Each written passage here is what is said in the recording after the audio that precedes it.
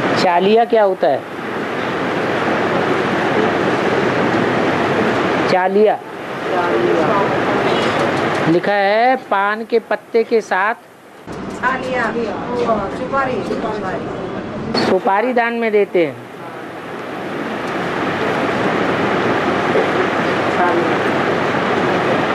दान में देते हैं, कोई अनुष्ठान करते हैं पान और सुपारी तो पान भी देते हैं, साथ में सुपारी भी देते हैं।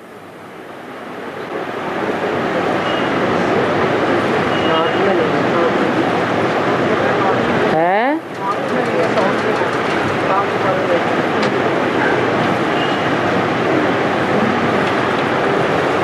साउथ में ऐसे चलन चलती है भक्ति मार्ग की।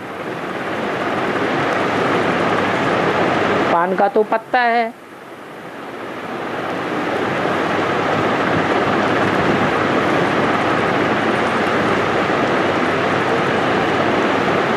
पान का पत्ता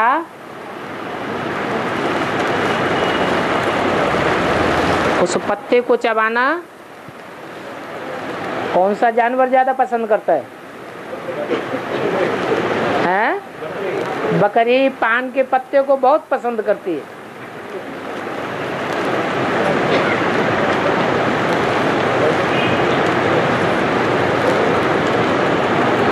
ब्राह्मणों की दुनिया में वो मैं करने वाली बकरी कौन है? हैं? कोई है या नहीं है? बकरियों के बारे में ये प्रसिद्ध है, एक बकरी जहाँ जाएगी गड्ढे में भी जाएगी तो सारी बकरी उसके पीछे पीछे गड्ढे में जाएंगी। तो बकरी पान का पत्ता बहुत पसंद करती है।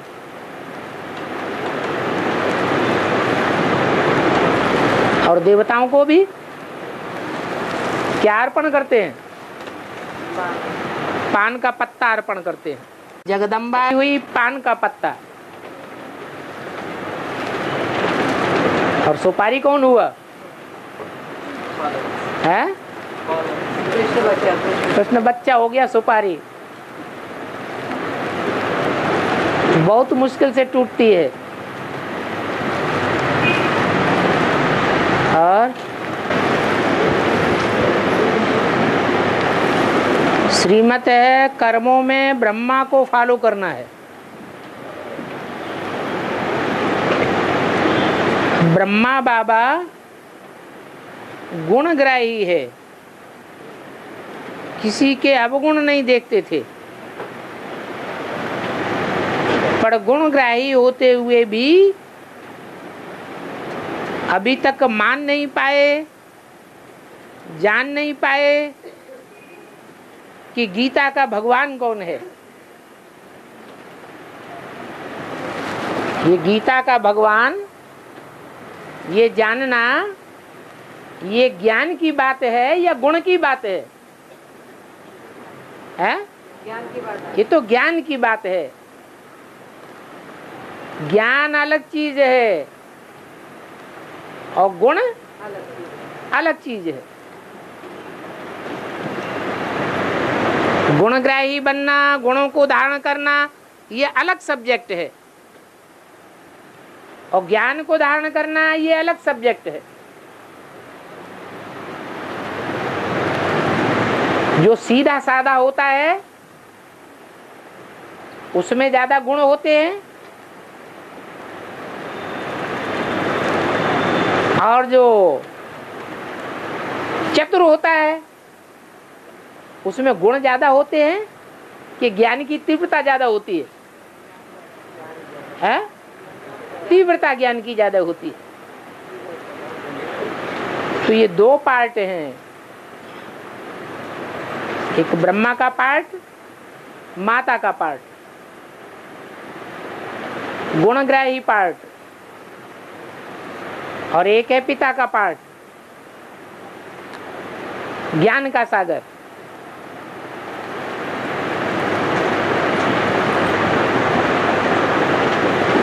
दोनों अलग अलग हैं।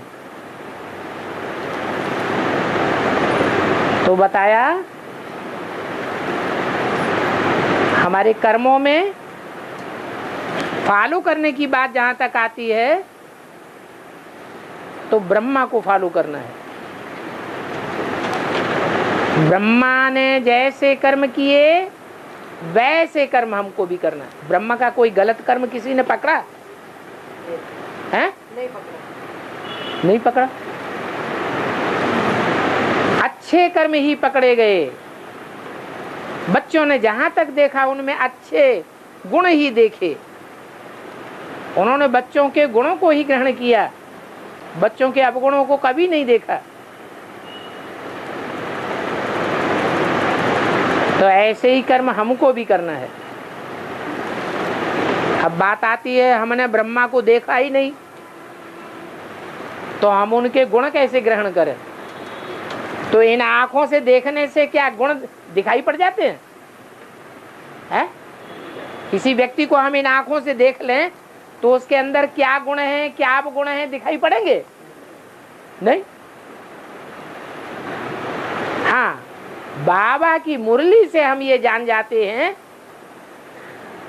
कि ब्रह्मा बाबा में क्या क्या गुण थे। शास्त्रों से टैली करने से भी जान जाते हैं कि ब्रह्मा में गुण ही गुण थे। अवगुण उन्होंने कभी के धारण ही नहीं किए।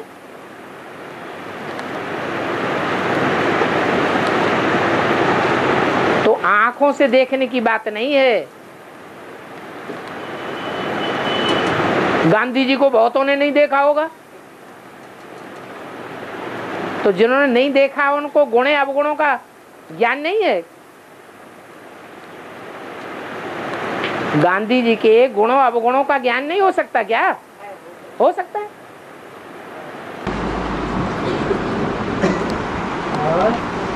बाबा एक भाई का प्रश्न है बाबा।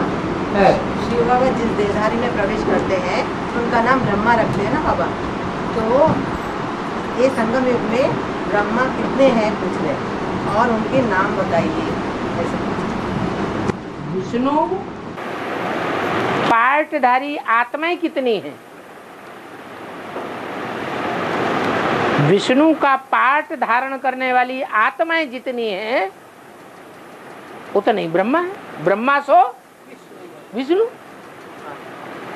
तो विष्णु ग्रुप में पार्ट बजाने वाली आत्माएं कितनी हैं? बल होंगी तो नंबरवार ही, ऊंच अथवा नीच, राइट यस अर्थात अथवा लेफ्टिस्ट।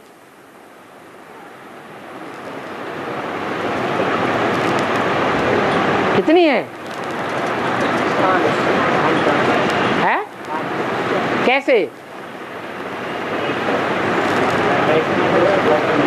लेफ्ट में दो और बीच में,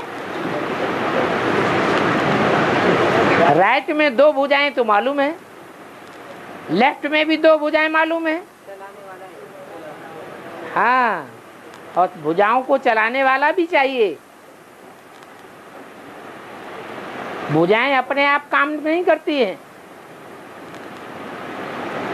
चलाने वाला भी जरूर होता है। तो पांचों ही भुजाएं नंबरवार चैतन्यता को धारण करने वाली हैं।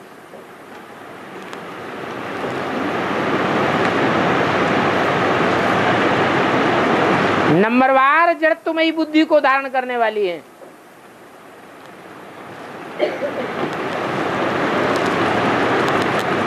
कोई राइटियस हैं, कोई लेफ्टिस्ट हैं, कोई ऊपर की भुजाएं हैं ऊंची स्टेज वाली, कोई नीची स्टेज वाली भुजाएं हैं।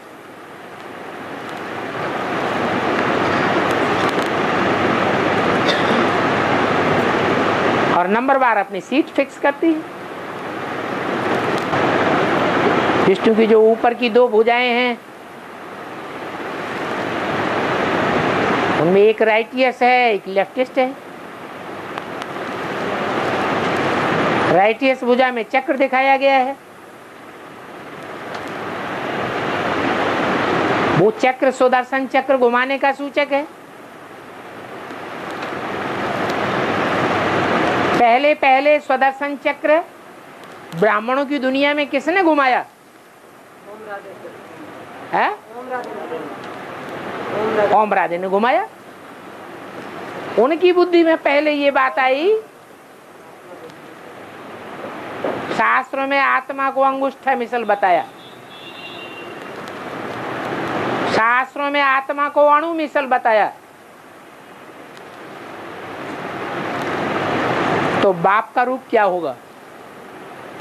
बाप को लिंग रूप में दिखाया। लाल लाइट का गोला याद करते थे, तो मम्मा की बुद्धि में आया कि जब आत्मा अनुरूप है तो जैसा बच्चे का रूप होता है वैसे बाप का भी रूप होना चाहिए। सपोला बच्चे का रूप है, लंबा लंबा लंबा, तो उसका बाप भी लंबा ही होगा। आत्मा ज्योति बिंदु अनुरूप है तो आत्माओं का बाप भी अनुरूप होगा। तो अणु जो है वो ज्योति बिंदु शिव है, उसकी आत्मा का ही नाम शिव है।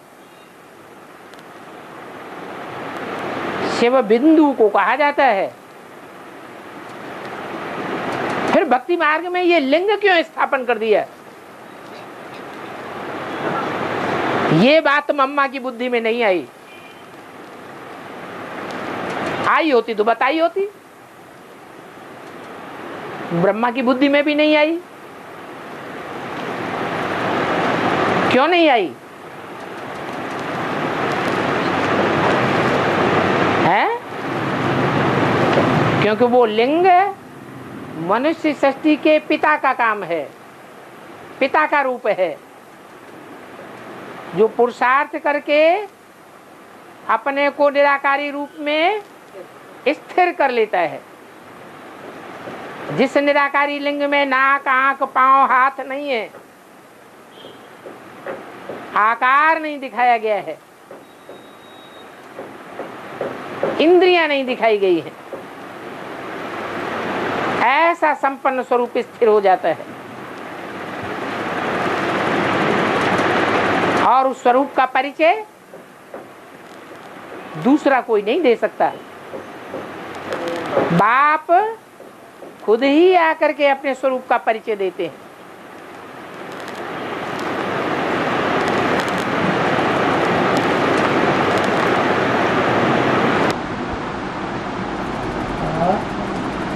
और एक प्रश्न भाई का है बाबा, ब्रह्मा के 4 पुत्र है ना, तो वो ब्रह्मा के बारे में बताइएगा। वो ब्रह्मा के बारे में जिसके चार पुत्र हैं।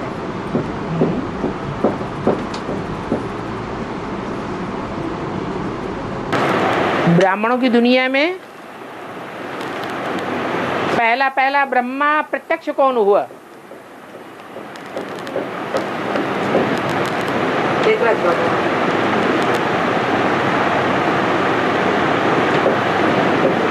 वास्तविक रूप में देखा जाए तो शिव ने जिसमें प्रवेश करके सुनने सुनाने का फाउंडेशन डाला और जिसमें प्रवेश करके पहला ब्राह्मण जन्म दिया, वो मां है।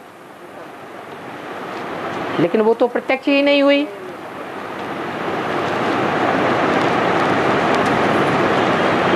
वो लास्ट में जाकर के प्रत्यक्ष होती है।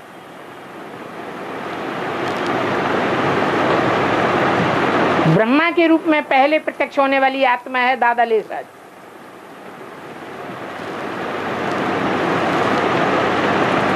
और दादा लेखराज टाइटलधारी ब्रह्मा है या ओरिजिनल शुरुआत का ब्रह्मा है? उसका टाइटल जो प्रजापिता है, वो प्रजापिता टाइटल भी टाइटल है या ओरिजिनल है? वो भी टाइटल है। फिर ओरिजिनल तो था ही नहीं।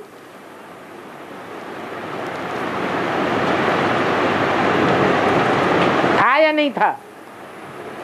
है? था, क्योंकि ब्रह्मा के लिए बोला गया है ब्रह्मा की आयु 100 वर्ष में पूरी होती है। 100 वर्ष की आयु में ब्रह्मा खलास हो जाता है। तो दादा लेखराज तो 100 वर्ष की आयु पूरी होने पर खलास नहीं हुए। 76 में, सन 47 में प्रवेशता हुई,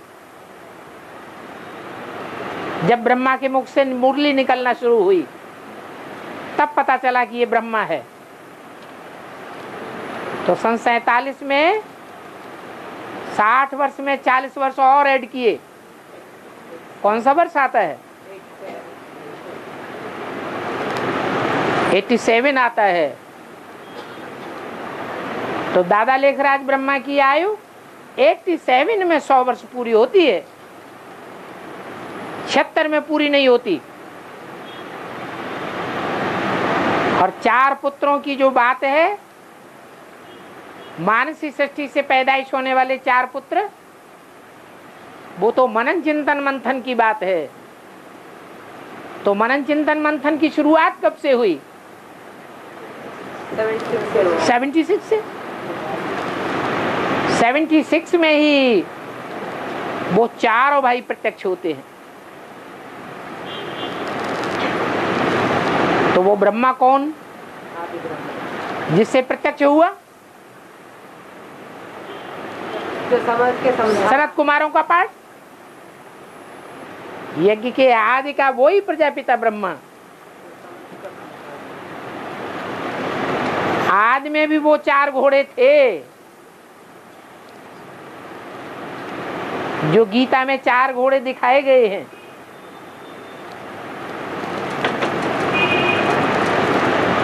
वो 76 में भी प्रत्यक्ष होते हैं। वो आत्मा रूपी अश्व हैं, जो 4 मुख्य धर्मों के बीज हैं।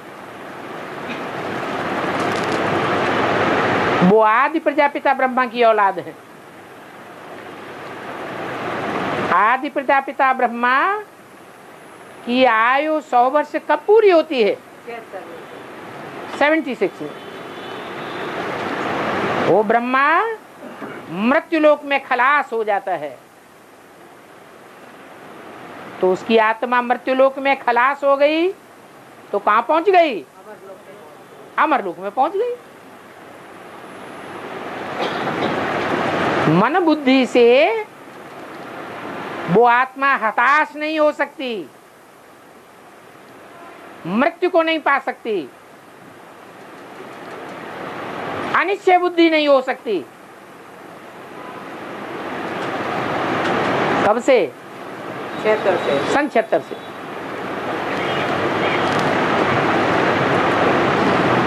और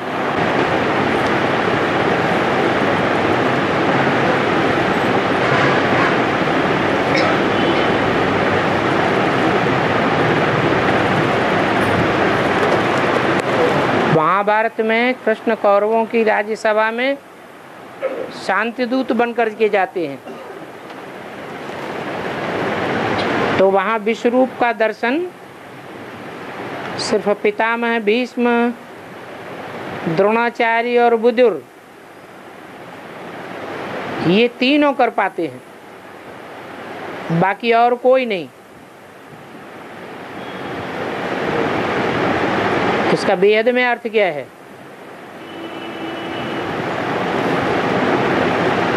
बाकी जो कौरवों की सभा थी वो विकारियों की थी या उनमें पवित्रता का अंश था?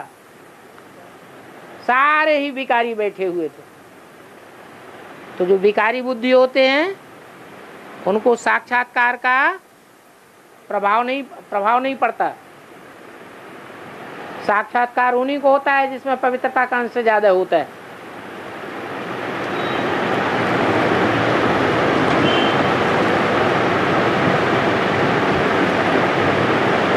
जो 16,000 हैं वो राजाई की पक्की स्टेज प्राप्त नहीं करते।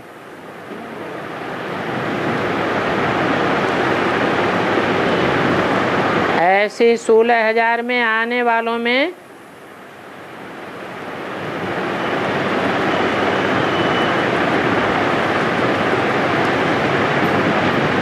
16 कैटेगरीज कौन कौन सी हैं? है?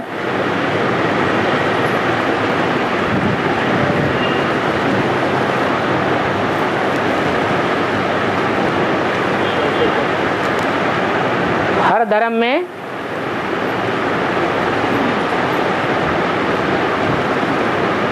बाद में जब फूटते हैं तो 2 छेड़े हो जाते हैं कि नहीं? जैसे देवी देवता सनातन धर्म में कितने छेड़े हो गए? सूर्यवंश और चंद्रवंश। इस्लाम धर्म में 2 छेड़े हो गए। एक मूर्तियों को मानने वाले, दूसरी मूर्तियों को न मानने वाले। ऐसे ही बौद्धियों में 2 छेड़े हो गए, हीनयान महायान। क्रिश्चियंस में भी 2 छेड़े हो गए, एक क्राइस्ट बाइबल और गिरजाघर को मानने वाले और एक न मानने वाले। हर धर्म में मुस्लिम धर्म आया, उसमें भी 2 छेड़े हो गए, शिया और सुन्नी। तो हर धर्म में 2 मुख्य कैटेगरीज बन जाती है। अष्टदेव कितने हैं? अष्टदेव कितने हैं? 8 ही है। 8 जो हैं वो 8 मुख्य धर्मों के बीज हैं। उनमें 2-2 कैटेगरीज हो जाती है। तो कितने हो गए? 8 दूनी 16 कैटेगरीज हो गई।